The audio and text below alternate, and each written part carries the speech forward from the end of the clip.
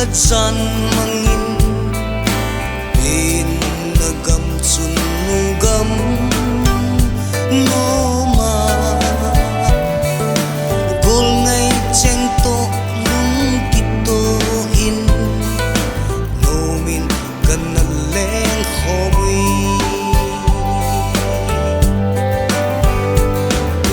chu in ka gen leng vai chế sa khăng hung ki le am tin a hi poi kan na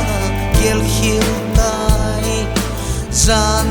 mang a hi bo ve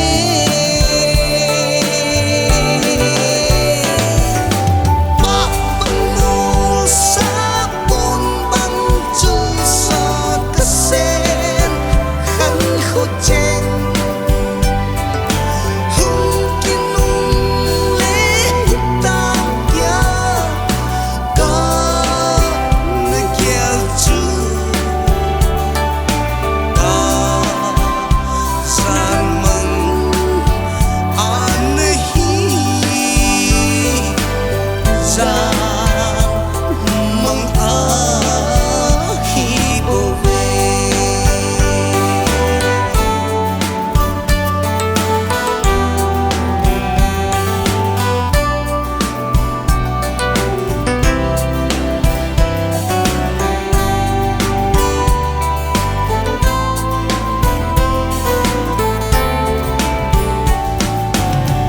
Jaan mangin sen ngai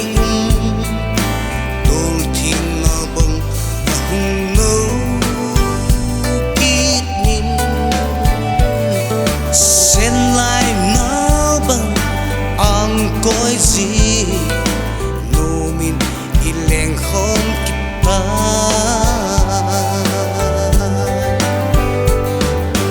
khang sing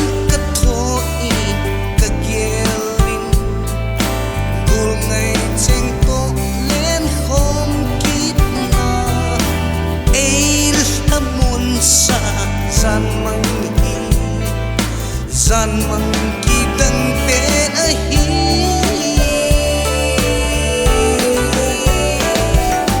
pa bang no sa bon bang chui sa ka sen khăn khu chen